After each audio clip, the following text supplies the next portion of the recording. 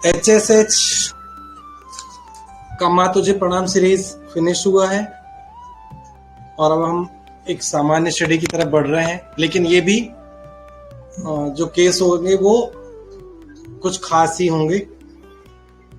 तो आज पूरी HSH टीम की तरफ से मैं वेलकम करता हूँ डॉक्टर दीपा गुप्ता मैडम का, जो बेसिक प्राइमरी कोर्स में और बेसिक एडवांस कोर्स में हमारे साथ रही हैं और इनका आउटपुट, इनके केस एनालिसिस बहुत अच्छे रहे हैं और जिनको हम लोग अच्छे स्टूडेंटों में गिनते हैं, जिन्होंने बहुत अच्छा सीखा, उनमें से हैं doctor Deepa Gupta madam. Case खत्म होते तक, डिस्क्लोज होते तक आपको समझ में आ जाएगा। तो welcome Deepa madam, please continue. Thank you sir. ये केस एक ना लेडी का है, 34 इयर्स ओल्ड। यूटीआई की प्रॉब्लम थी। तो पेशेंट ने मैंने पूछा कि कब से आपको यूटीआई की प्रॉब्लम, तो वो बता रही है कि 6 महीने पहले। ये पेशेंट मेरे पास जुलाई में आई थी, इसे जुलाई 2024 में। तो कह रही थी जनवरी से हुई है, बीच में मैंने एलोपैथिक मेडिसिन ली तो ठीक हो जाती थी, लेकिन अब फिर बार बार हो रही है। तो मैं अब आपके पास आई हूँ। तो इससे पहले भी इसकी नी इंजरी थी, तो उसके लिए मुझसे मेडिसिन ली थी, तो वो ठीक हो गई थी। तो मैंने कहा क्या किया, फिर 6 महीने से प्रॉब्लम है। तो कहती पहले एंटीबायोटिक्स ली थी तो ठीक हो जाता था, अभी दोबारा हो गया। मैंने पूछा 6 महीने पहले कोई स्ट्रेस था क्या, तो कहती हाँ, तब से अब तक स्ट्रेस ही है। मेरे हस्बैंड ने शेयर मार्केट में 40 लाख का नुकसान कर लिया और मुझे बताया भी नहीं। मुझे और लोगों से पता चला, मतलब किसी और फैमिली मेंबर से पता चला कि इतना नुकसान हो गया। 30 लाख का तो लोन है अभी। तब से मुझे इन पे बहुत ज्यादा गुस्सा आता है हस्बैंड पर। कहते 40 लाख कौन लगाता है, मतलब शेयर मार्केट में लगाना है थोड़ा बहुत लगाओ, 40 लाख कौन लगाता है। इतनी चिढ़ मचती है कि उनको देखते ही घिन आती है। मुझे आजकल बहुत गुस्सा आने लग गया है। कैसा पागल आदमी है, 40 लाख शेयर मार्केट में लगा दिए। शक्ल देखते ही गुस्सा आता है।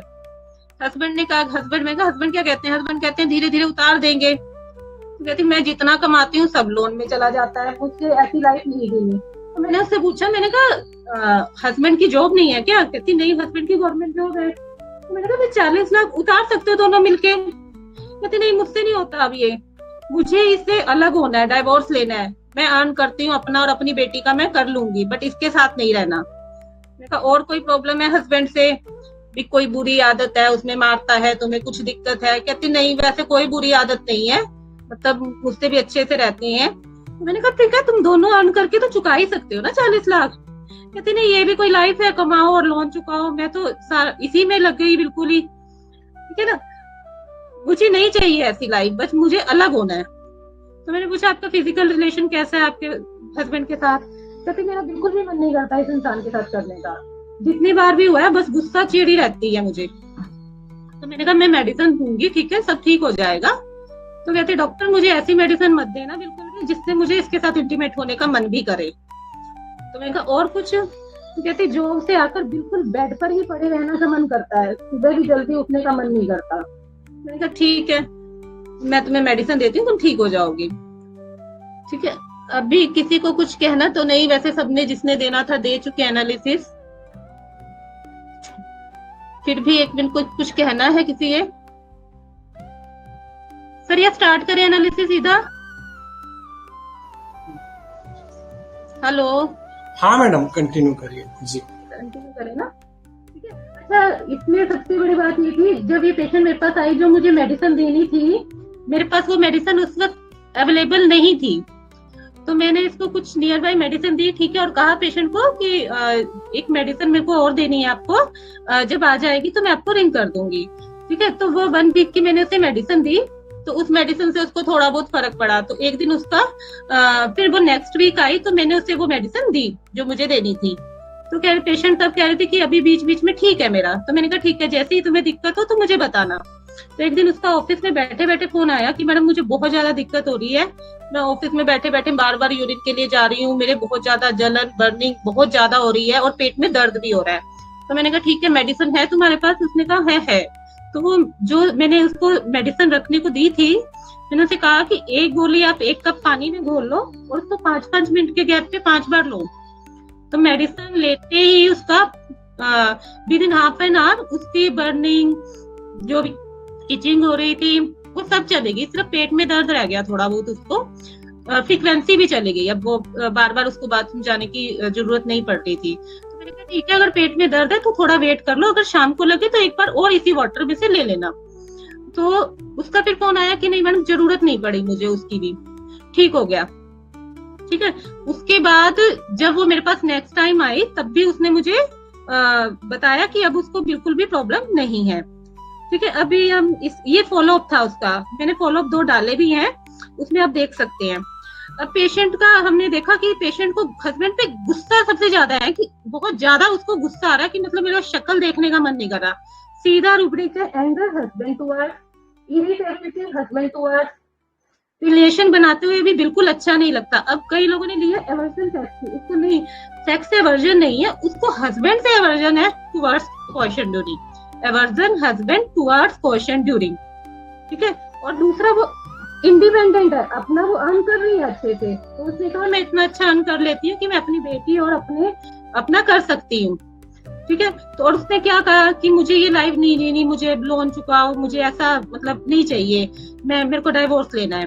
ठीक है, उसका हमने एक रूब्रिक लिया है, home, leave home and lead a clear not muddled life. ठीक है, कोई उसको ऐसी होच पोच वाली लाइफ नहीं चाहिए। और उसने क्या बताया था कि सुबह सुबह मेरा उठने का मन ही नहीं करता, मेरा बेड पे रहने को मन करता है, bed remain in bed desire to. और उसने क्या बोला था कि भी अपने से और नहीं होता, अभी तक तो वो कर रही थी तो नहीं हो रहा। और मैडम आवाज कम ज्यादा हो रही है, इसके पहले वाला अगेन बोल दीजिए। बेड रिमेन डिजायर के पहले वाला। ओके। तो पेशेंट ने कहा ये भी कोई लाइफ है, कमाओ और लोन चुकाओ, मुझे नहीं चाहिए ऐसी लाइफ, मुझे डाइवोर्स लेना है। तो इसके लिए हमारे पास एक रूब्रिक है, home, leave home and lead a clear not muddled life. और अभी पेशेंट और ऐसा नहीं करना चाहती थी, वो कह रही थी handle things any more can not. ठीक है, हाँ मैंने यही रूब्रिक लिए थे। इसमें हमारी मेडिसिन आई थी एडेमास। तो एडेमास से इस पेशेंट का आपने फॉलोअप देखे ही है कि रिजल्ट बहुत अच्छा आया। उसको सिर्फ एक ग्लोब्यूल दिया गया था वाटर डोज बनाकर, तो वो एक ग्लोब्यूल से ही उसकी सारी प्रॉब्लम ठीक हो गई। जो आपने सेकंड फॉलोअप देखा है वो अप्रोक्सीमेटली 2 मंथ्स के बाद का है। तो तब तक भी पेशेंट बिल्कुल ठीक थी। उसके बाद भी पेशेंट मेरे पास आती रहती है अपनी बेटी को लेके या अपने हस्बैंड को लेके, तो वो अभी तक भी बिल्कुल ठीक है। और एक सबसे बड़ी बात थी, अभी जब सेकंड फॉलोअप था तो उसके हस्बैंड भी साथ में आए थे। तो मैंने ऐसे पूछा, मैंने कहा हाँ अभी कैसा है गुस्सा वगैरह, तो उसके हस्बैंड ने बताया कि मैडम गुस्सा तो बिल्कुल ठीक है। वो उसका हस्बैंड भी बड़ा इस वक्त खुश था। तो उससे पता चल रहा था कि इनकी आपस की जो ट्यूनिंग है अब काफी अच्छी हो चुकी है। तो ये वाला केस ठीक करके मुझे खुद को बहुत अच्छा लगा, क्योंकि कहाँ वो डाइवोर्स लेना चाह रही थी, कहाँ वो अब उसके साथ इतने अच्छे ढंग से रह रही है, तो कहाँ उसको खुद को फील हो रहा है कि नहीं अब इतनी बड़ी गलती नहीं थी। पैसा उसने लगाया था शेयर मार्केट में, बट अच्छे के लिए तो लगाया था, कुछ उसने गलती तो नहीं की थी। और अब वो सेकंड बच्चा भी करना चाहती है। पहले उसको था कि नहीं, एक बच्चा तो था, अब दूसरा बच्चा तो तभी करेगा ना जब उसको हस्बैंड के साथ अच्छी फीलिंग आएगी। तो अब वो दूसरा बच्चा भी करना चाहती है। यही केस है एडेमास। Okay sir. मैम वो वाली रूब्रिक एक बार फिर से एक्सप्लेन करिए, जो पति को देखते ही, हस्बैंड को देखते ही उसे घृणा होती है और उसके साथ रहना नहीं चाहती है, डाइवोर्स लेना चाहती है। Home, leave home, desire to and lead a clear not muddled life, है ना। एंगर हस्बैंड टुवर्ड्स बिल्कुल साफ दिख रहा है उसमें। उसने मुझे बताया कि उसको गुस्सा बहुत आ रहा है। Irritability husband towards, aversion husband to question during, है ना। तो ये बिल्कुल डाइवोर्स लेना, बल्कि मुझे बड़ा अजीब लगा था कि सिर्फ पैसे के लिए कोई किसी से डाइवोर्स थोड़ी ना लेता है। कोई वो मार रहा हो, पीट रहा हो उसको, या कुछ में उसमें बहुत बुरी आदत हो, तब तो वो डाइवोर्स ले। मुझे बड़ा अंदर से फील हो रहा था कि ये डाइवोर्स क्यों लेना चाह रही है।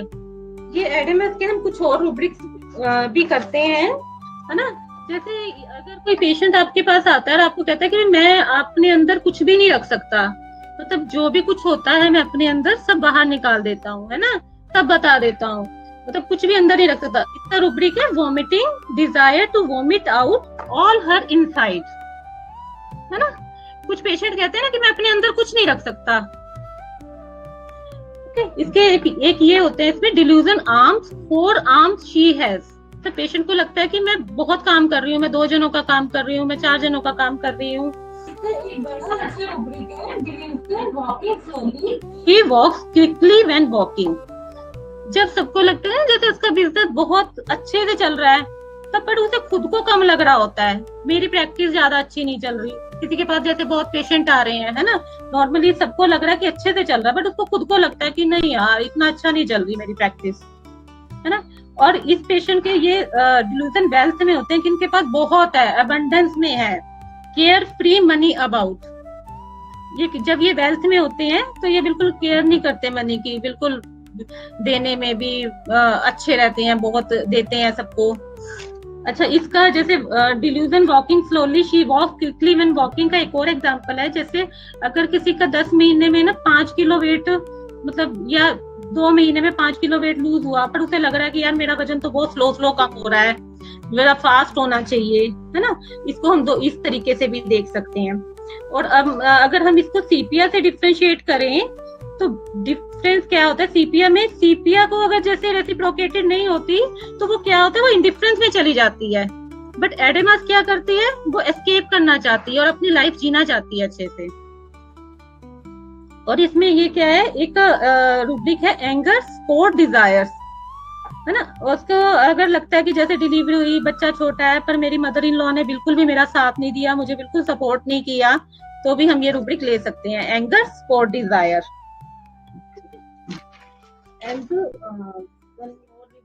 Delusion hand, 2 pairs of hand he has.